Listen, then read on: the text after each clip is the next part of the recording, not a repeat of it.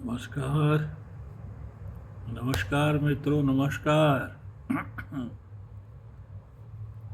ये कृषि दर्शन का टाइम है। आकाशवाणी गोरखपुर से कृषि दर्शन का टाइम है भैया। कुछ गीत गौनई हो जाए, कुछ खेती बाड़ी की बात हो जाए, और कुछ देश विदेश की बात हो जाए, कुछ राजनीतियों की बात हो जाए। बहुत ज़रूरी है। मतलब जिसको देखे वही धनखड़ जी के पीछे पड़ा है कि वैसा हो गए थे, वैसा हो गए थे।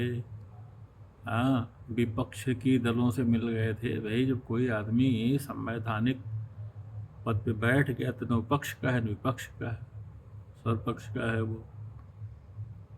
और पर्दे के पीछे तमाम ऑब्जेक्शनेबल चीज़ें हो सकती हैं, पता नहीं क्या थी क्या नहीं थी, लेकिन हम समाज की बात कर रहे हैं। समाज की सोच क्या है कि 2 मिनट में किसी एक के प्रति अपना निर्णय ले लीजिए और उसको क्या कर दीजिए, रिजेक्ट कर दीजिए, बिना कोई अल्टरनेटिव हाइपोथेसिस दिए हुए, बिना कोई राइट पर्सपेक्टिव में इन्फ्रेंस ड्रा किए हुए। ये तो भाई बहुत गजब चीज़ है। ये यही यही सोच ही तो मुझको लगता है प्रजातंत्र के लिए और अल्टीमेटली जो है भारत के लिए हानिकारक है। कम से कम सोचिए तो जनता कि ऐसा क्या हुआ। एक बार सोचिए, मनन करिए, है ना। ये घटना क्या थी, क्यों घटी, जिस तरह से घटी, मान लीजिए इस्तीफा ही देना था, दिलाना था, जो कुछ भी था, तो समय रहते काम होता है। और उस पर टिप्पणी करने के बजाय जो जो समाज की सोच है वो बहुत वही ओटीटी प्लेटफार्म वाली हो गई। अब हर मनुष्य ओटीटी प्लेटफार्म टाइप का ही सोचने लगेगा तो साहित्य कहाँ गया, तो समाज गया। तो साहित्य गया तो समाज गया, है ना। तो मैं तो ये कहूँगा भैया, मेरे देखते देखते, और मैं बिल्कुल कह भी सकता हूँ, कह रहा हूँ कि उच्च शिक्षा में गिरावट मेरे देखते देखते आ गई। मेरे देखते देखते कैसे, आप समझिए 1985 से मैं देख रहा हूँ, क्योंकि एकेडमिक्स में जुड़ा हूँ 1985 से। और अब ये 2025 2025 इतने साल मैंने देखा। अभी साल में पूर्ण रूप से सेवानिवृत्त हो गया तो बस। हाँ, जैसे सभी लोग सेवानिवृत्त होने के बाद एक कैमरा लेके, जो है कैमरा स्टैंड लेके कुछ न कुछ अपना बड़े बड़े आईएएस लोग चैनल बनाए हैं भाई, और गंदे शब्दों का इस्तेमाल कर देते हैं। मैं तो बोल नहीं सकता, ये पतन नहीं तो और क्या है। रिटायर्ड आईएएस लोग, है ना। एक ठो जोकरपुर डायलॉग वो देखिए, क्या कर दिया क्या कर दिया, बोलता है यार तुम आईएएस थे, मेरे पास है कोई वो नहीं, नहीं तो मैं तो गवर्नमेंट के लिए पेंशन जो है विड्रा कर ले। बग बग बग बग, बिना मतलब की हाइपोथेसिस। ये समाज के ऊपर बहुत गलत असर पड़ रहा है सबको। भारतीय परंपरा उपनिषद की परंपरा है, प्रश्न उत्तर की परंपरा है। यहाँ पे प्रश्न पूछने का, स्वतंत्र रूप से विचार करने का, और अपनी ओपिनियन और हाइपोथेसिस देने का सबको अधिकार है। देते भी हैं लोग, है ना। जो घाघ की कहावतें हैं, क्या हैं वो, यही है ना। घाघ की कहावतें यही हैं। वो हाइपोथेसिस हैं एक साइंटिस्ट की, एग्रीकल्चरल साइंटिस्ट। जो हमारे पास मेटीरियोलॉजी नहीं थी तब उनकी अपनी उन्होंने मनन किया, विचार किया, सालों साल देखा, समाज में जो कुछ भी था उसको उन्होंने स्वीकार किया, और उसके आधार पर उन्होंने अपना एक रिजल्ट दिया, और आज तक भी सही होता है। तो अब यही है। मैं तो यही तो कहने जा रहा था कि क्या कारण है, वही कि जो उच्च शिक्षा का पतन है मेरे देखते देखते हो गया है। पतन किस में है, शिक्षा संस्थानों में है, उसमें बैठे बड़े पदों पे है, उसमें शिक्षा के कर्णधार शिक्षकों पे है, शोध छात्रों पे है, और छात्रों पे है। किस तरह से है, हर तरीके से, क्वालिटेटिव भी है, क्वांटिटेटिव भी है। अच्छे बच्चे पढ़ने नहीं आते, मतलब एडमिशन ही नहीं लेते एकेडमिक इंस्टीट्यूशन में, पता नहीं कहाँ चले जाते हैं। जो एडमिशन लेते हैं वो क्लास अटेंड करने नहीं आते, जो क्लास अटेंड करने आते हैं बहुत कैजुअल होते हैं। और रीडिंग हैबिट ख़त्म है, रीडिंग हैबिट एकदम ख़त्म हो गई है।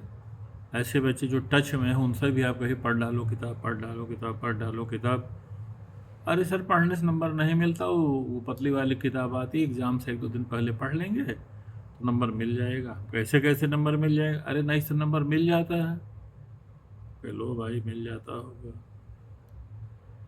तो नंबर मिल जाता है ना, तो नंबर के यही यही तो पतन है। जब आप क्वांटिटेटिव कर देंगे किसी क्वालिटेटिव कैरेक्टर को,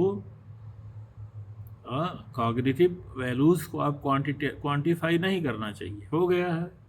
यही हाल प्रमोशन में भी है कि आपका जर्नल, इस जर्नल में पेपर छपना चाहिए, इम्पैक्ट फैक्टर कितना है, यानी क्वांटिटेटिव नंबर को गिन रहे हैं, उसमें क्या है, थीम क्या हो, नहीं। हाँ, उस ज़माने में न्यूटन ने सेब देखा नीचे गिरा, अभी वो छापते तो कहीं छपता ही नहीं। तो ये इन्हीं सब चीज़ों की वजह से जो, और जो जो नया सिस्टम आ रहा है जो प्राइवेट यूनिवर्सिटीज़ का है, अभी आप देखिए कि ये एक हमारे प्रदेश में कौन सा शहर है और उसमें कौन सी यूनिवर्सिटी है जिसमें कौन सी कोर्स की कोई छात्रा थी वो सुसाइड कर ली। अब तो कर ली, बहुत सी सहती रहती हैं।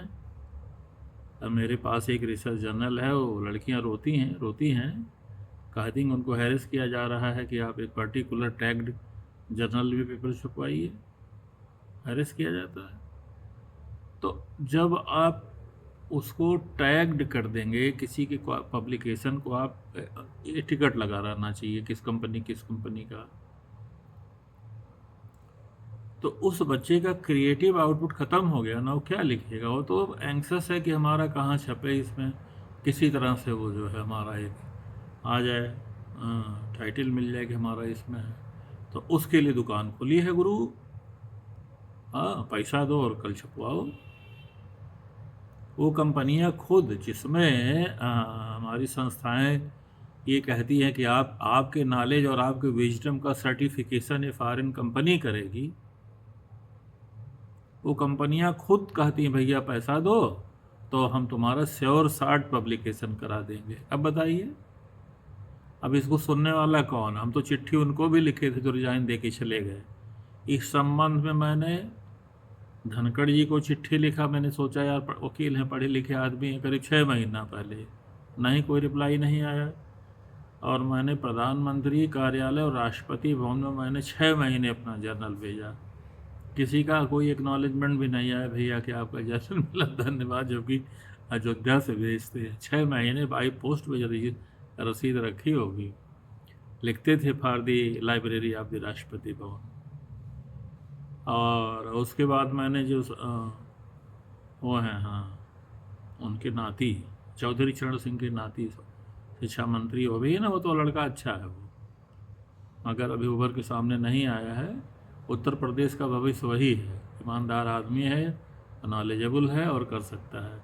इसीलिए मैंने उसके एट्रीब्यूट सोच करके मैंने उनको भी लिखा कि यार ये यूजीसी केयर 1 केयर 2 कभी बनाती। अब गवर्नमेंट ने कह दिया, यूजीसी ने कह दिया कि केयर लिस्ट से कोई मतलब नहीं, लेकिन अब केयर लिस्ट वाले भी तो पंगा ले रहे हैं, वो हटाए क्यों नहीं लिस्ट वहाँ से, वहाँ लिखे हैं पूना वाले, अब मराठी आती नहीं तो उसी में बोल देते भाई पूना वालों से बात करना है।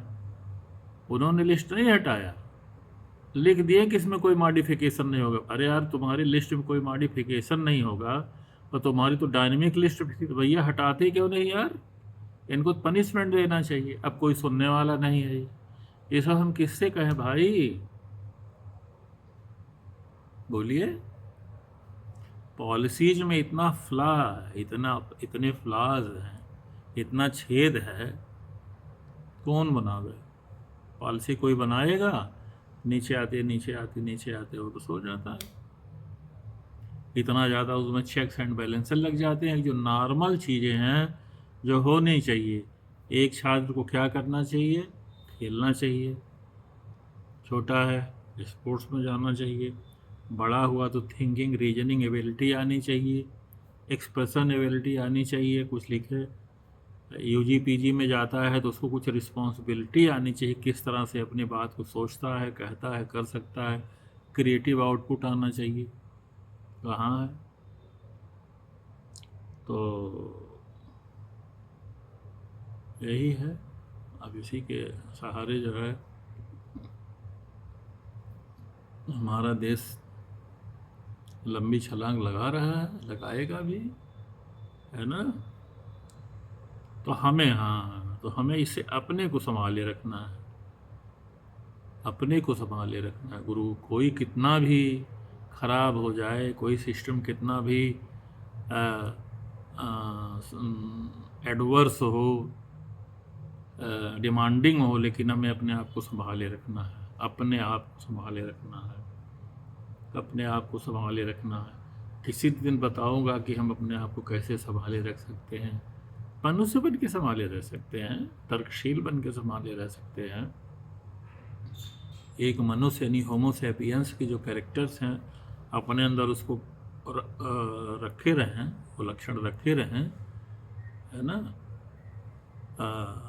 तो आप अपने आप को संभाले रख सकते हैं और समय आने पर अपना पॉजिटिव क्रिएटिव आउटपुट देना चाहिए। कि पहले कहा जाता हम तो नहीं सोच पाते कौन बच्चे पढ़ते होंगे। अगर किसी से कहें तो महात्मा गांधी की आत्मकथा पढ़ो, मैंने हाई स्कूल में पढ़ा था। फिर किसी से कहें तुम डिस्कवरी ऑफ इंडिया पढ़ो, आदमी ग्रेजुएशन तक जाते जाते पढ़ लेता है। फिर किसी से कहे कि लाइफ डिवाइन पढ़ो, यार किससे कहे लाइफ डिवाइन पढ़ो। अब तो जो लोग सिविल सर्विसेज क्वालिफाई किए हैं उनके मेंटर, जो लोग क्वालिफाई कर लिए, वो कहते हैं अरे ये मत पढ़ो, ये उनकी नोट्स पढ़ लो, इस कोचिंग की नोट पढ़ लो काम चल जाएगा, उस कोचिंग की नोट पढ़ लो काम चल जाएगा, काम चल जाएगा। तो जो कुर्सियाँ बैठ रहे हैं वो भी काम में चला रहे हैं, उनका विजन ख़त्म हो गया ना। जब आप कोई प्रॉपर बुक नहीं पढ़ेंगे, अंडरस्टैंडिंग कैसे होगी? नोट्स पढ़ लो यार, दूसरे के नोट कोई कैसे पढ़ता है? बेवकूफ़े तो होगा ना दूसरे के लिए नोट पढ़ रहा है। पहले किताब पढ़ो 20 बार, तो क्वेश्चन पढ़ो 25 बार, तब अपनी नोट बनाओ यार एक बार उसको रोज रिवाइज करते रहो, एग्जाम में जाके तुम्हें कोई टेंशन ही नहीं होगा। ठीक, ओके, बेस्ट ऑफ लक।